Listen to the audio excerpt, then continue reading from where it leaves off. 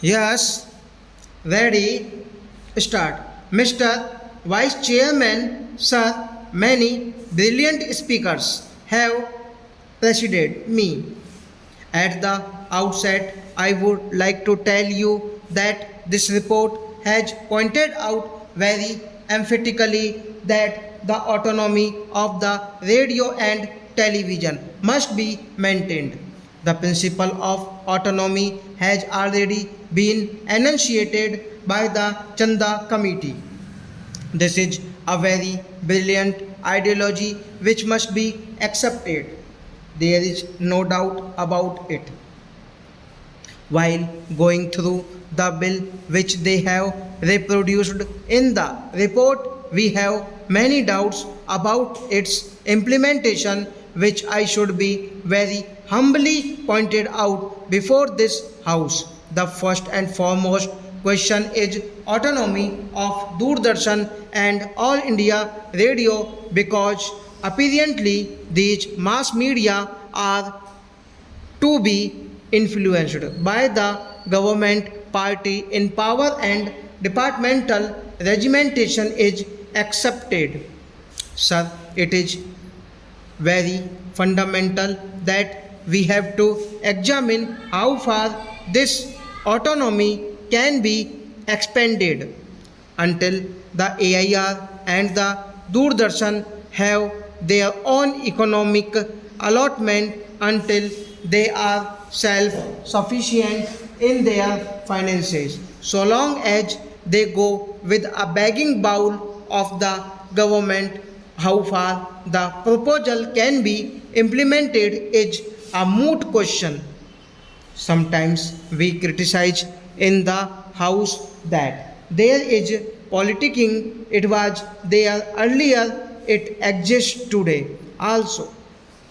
When a national perspective is emerging, if we compare the questions, we will see that when they approach the government for money, when the service is regulated by the government, it is expected that they are according to the whims of the departments and the authorities concerned.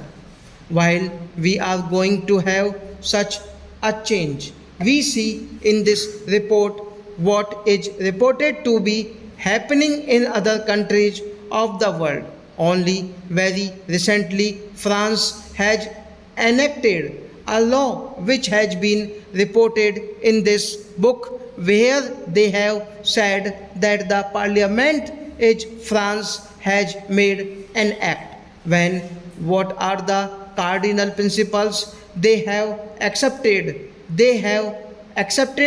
that a reorganization be made and established a service.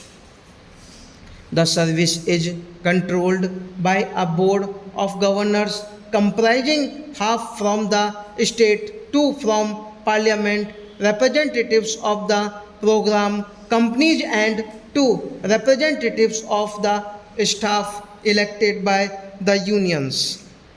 Now, when we come to this problem of reorganizing our structure by giving more autonomous powers, we will have to consider the fact that it is more a size of continent, a problem which the people of India have reorganized on linguistic basis.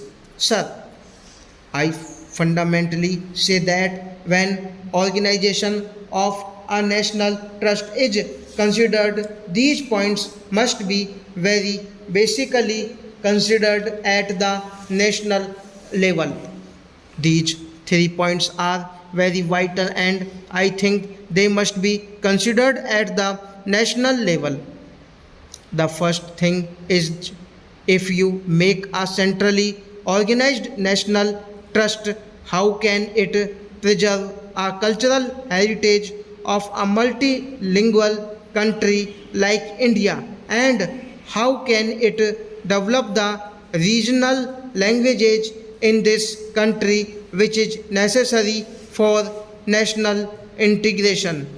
Sir, while forming the zonal committees, we see that the interests of the smaller states are suffering. If you analyze that is given in this report, you will notice that though All India Radio is there for the last 50 years, the coverage is still less than 100% in my state of Odisha. I know that even now the coverage is less than 70%. So we have been seeing what are the problems before the national radio and television are accepted in the world as mass media of communication with great values. We cannot transform our technology and we cannot go in for modern methods of agriculture which are there in more developed countries of the world because they are though they are not educated in the expertise of science and the different difficulties, but they see things on the television and practice them in the field so that they could achieve the highest goals. So here the fundamental question is, and they have said it in this report also, that this autonomy cannot be poured from above from external sources of organization. If we create such a structure, it must be evolved from within. Then what is the source for evolving from within? We have created trustees. Many members have said that there are part-time trustees, there are whole-time trustees. We see discrimination and so on. What do we expect of the trustees? What is their qualification? There will be nominated trustees. Amongst them, there will be a man of eminence in science and other of culture. These are the only two qualifying clauses in more forming the trust.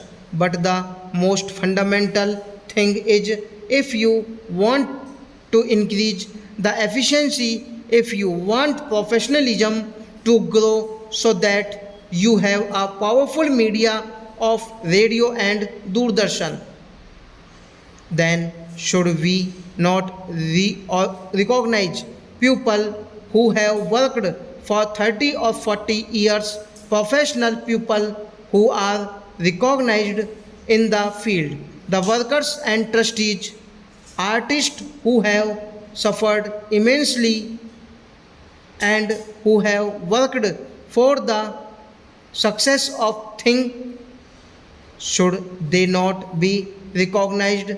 This is very relevant question at present. Stop.